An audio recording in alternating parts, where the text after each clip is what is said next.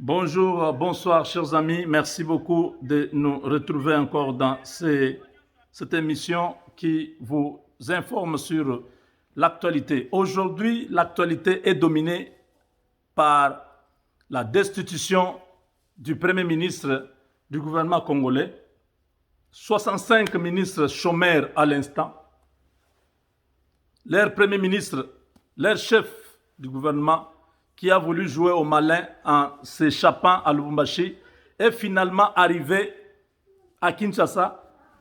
Ilunkamba se trouve à l'instant même à l'Union africaine. Il se trouve là-bas pour quelle raison? Il est à l'instant à l'Union, à l'OUA. Il va peut-être déposer sa démission. D'ici là, on attend toujours. Les choses vont très rapidement, chers amis. Après la chute de Shadari à la présidentielle, de Mabunda à l'Assemblée nationale, de Ilunkamba au gouvernement, bientôt on finit avec Alexis Thambwe Mwamba. Le déboulonnement que Tshisekedi avait promis aux Américains l'année passée se concrétise. Voilà pourquoi vous avez vu les Américains envoyer des émissaires rencontrer le chef de l'État, parce que ce qui manquait, c'est ça.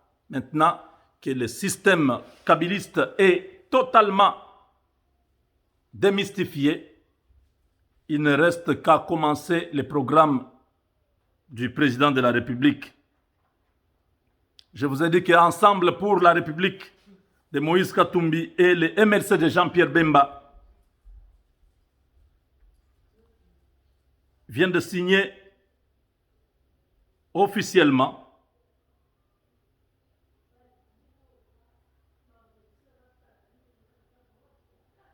auprès de Bahati Lukwebo leur adhésion dans l'union sacrée. Voilà, c'est fait. L'union sacrée qui est dirigée par Félix Antoine Tshisekedi,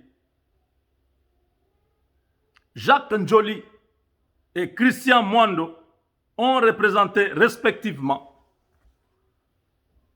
Jean-Pierre Bemba et Moïse Katumbi pour concrétiser cela. Ça passe très vite. Le gouvernement peut déjà être formé d'ici là. J'ai deux candidats. J'aimerais que Matungulu revienne aux finances et Dr Chani Mwadjanvita puisse prendre la Banque centrale. Ce sera deux places très essentielles qu'on doit placer ces gens-là. Ils doivent aider les pays. Matungulu, au niveau de la BAD, il ne sera pas trop utile pour la République, qu'il vienne, il a l'expertise, il a travaillé à l'extérieur, il le peut. Parce que quand on prend un ministre, quelqu'un qui a une licence de Kinshasa, là, on lui donne un ministère, il n'a jamais travaillé. La plupart de ceux qui viennent de l'Europe, là, ils n'ont jamais travaillé. Quelqu'un comme Mayo, ministre du budget. Mais vous rigolez, c'est un avocat qui ne connaît rien du budget. On a besoin ici aux États-Unis, quand on nomme quelqu'un, il est dans cette filière-là, il connaît ce qu'il fait. Chez nous, c'est là où on prend tous ces diplômés de l'Europe qui n'ont pas d'expérience, parce qu'en Europe, on forme les gens. Après, on ne leur donne pas le travail. Ils doivent rentrer dans leur pays pour aller chercher du travail. La plupart, oui. Aux États-Unis, vous terminez les études, vous avez du travail. Moi, j'ai terminé ici. J'ai eu le travail. Et c'est comme ça que ça devait être. Alors, on prend les gens de l'Europe. C'est comme ça que je dis, le président Tshisekedi doit s'entourer des gens qui ont évolué aux États-Unis. gens qui ont travaillé ici, qui ont l'expérience ici, qui ont palpé la pratique. Ça va aider le pays. Quand vous prenez des gens qui n'ont pas d'expérience, qui n'ont pas travaillé dans les styles américains, ils sont limités. La conséquence, c'est qu'on va encore perdre 1 année, 2 ans avant qu'on cherche encore d'autres personnes. Il y a beaucoup de gens qui ont étudié, qui sont ici. Beaucoup. Je dis beaucoup de gens qui font la fierté de la RDC ici, qui sont dans des institutions ici aux États-Unis. On a besoin d'aider les pays. On n'a pas besoin seulement que ce soit parce que c'est la politique qu'il faut mettre les gens politiques. Ces gens-là ne viennent pas aider. Vous mettez quelqu'un à la tête d'un ministère, il ne sait pas par où commencer. Il doit regarder le secrétaire général de ce ministère-là pour commencer à lui dire non, ça ne doit pas se faire comme ça.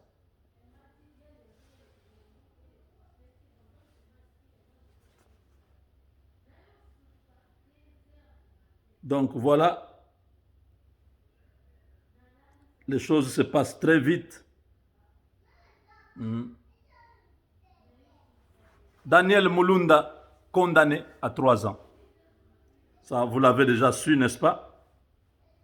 Mais on continue quand même à vous rappeler. On continue à vous rappeler parce que les rapports mapping, l'affaire n'est pas terminée. Maintenant que l'Assemblée nationale est entre les mains de Tshisekedi, les lois vont commencer à pleuvoir. Beaucoup de monde bako sukumu, sutumuka, sukuma ya solo bandi. Le Premier ministre est tombé. C'est la preuve que la majorité a basculé.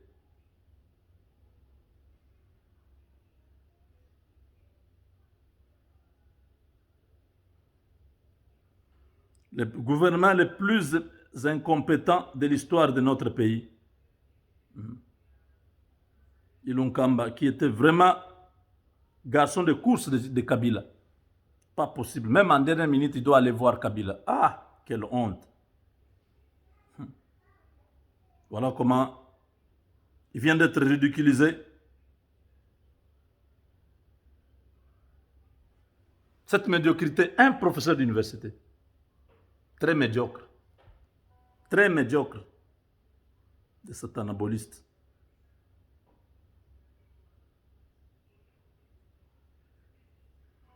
Depuis le territoire de Sekebanza, on est en train de nous suivre. Vous êtes à Inga.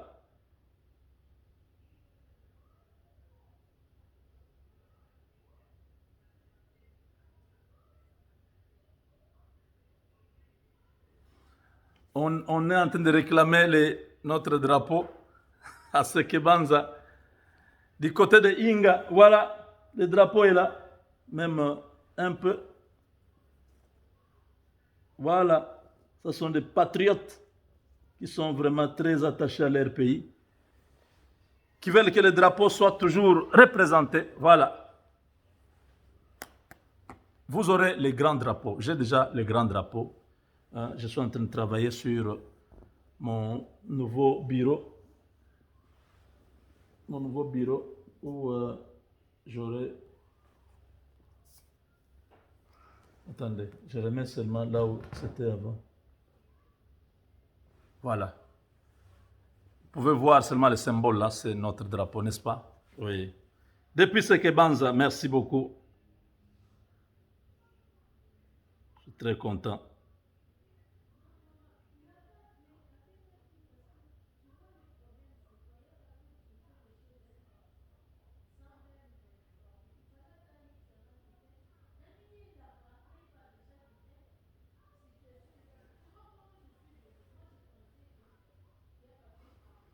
Donc le Premier ministre ne pourra même plus entrer dans son bureau. Il ne pourra pas avoir droit à tous les charrois automobiles. S'il s'entête, il sera mis à sa place par les éléments de la garde républicaine. Mais comme il est déjà au niveau de la cité de l'OUA. On espère que ça va marcher. Il va lui-même remettre sa démission.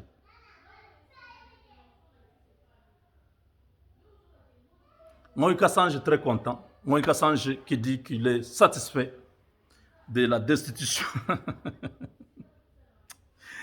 de la destitution de ces médiocres de vieux Ilunkamba. Ah, Zambe Nangaye.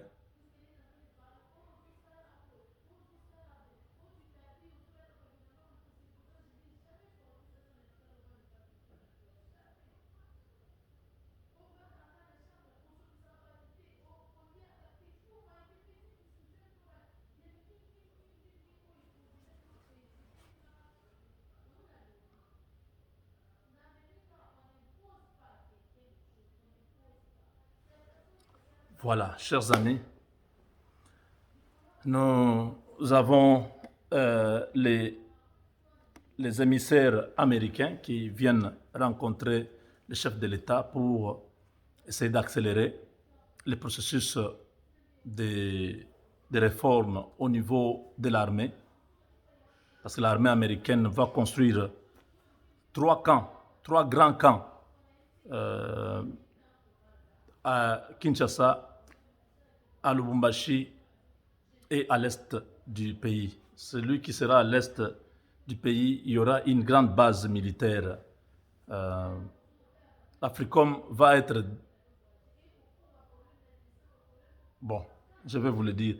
L'Africom va s'installer en RDC. La grande opération de l'Africom partira de la RDC. C'est une partie de l'Africom quittera Stuttgart en Allemagne pour s'installer chez nous. Ça fait partie de la stratégie de sécurité contre les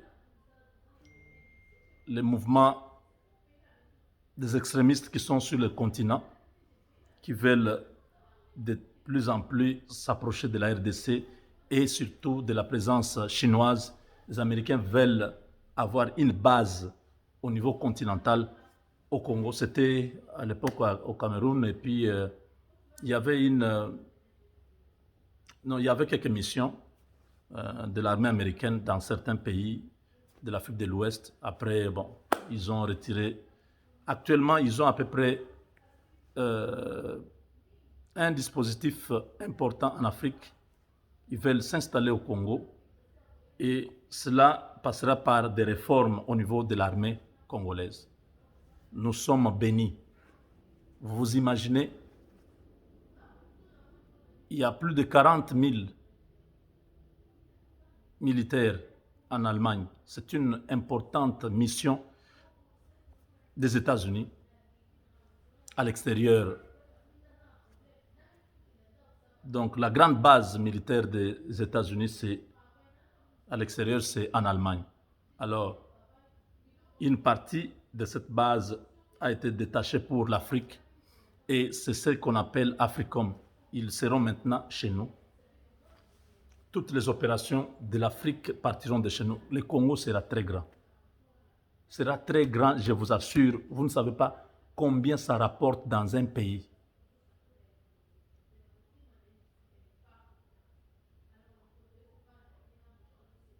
Je pense que nous devons saisir cette opportunité.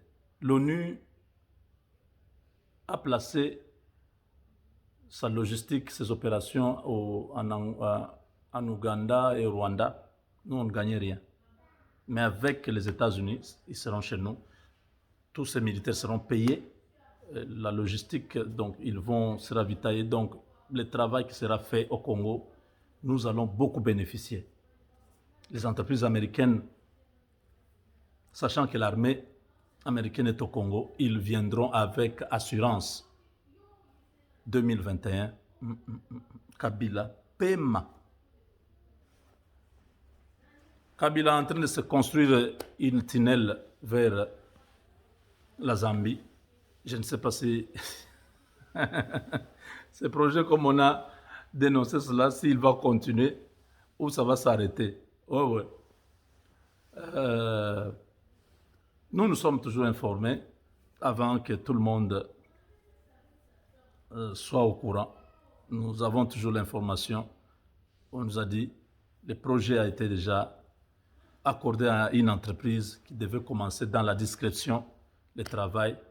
Chaque jour, des véhicules viendront dans la parcelle. Personne ne pourra aller là-bas. Et c'est là où on va dégager la terre et on est en train d'avancer jusqu'à ce que on va sortir quelque part. Ça n'ira pas jusqu'à la frontière, mais ça sortira de la parcelle là jusqu'à peut-être 3 ou 4 kilomètres plus tard. Et de là, il y a un moyen de pouvoir s'échapper calmement. Je ne sais pas, ils ont mis des véhicules. Est-ce qu'il y a un hélicoptère? Est-ce que ça sera dans une autre parcelle? Ok, il va sortir dans cette parcelle-là et de là, on peut directement l'amener à l'extérieur du pays. Donc, voilà, nous avons ces informations et les services secrets congolais doivent se mettre au travail pour faire échouer ces plans. Avec Dieu, nous vaincrons.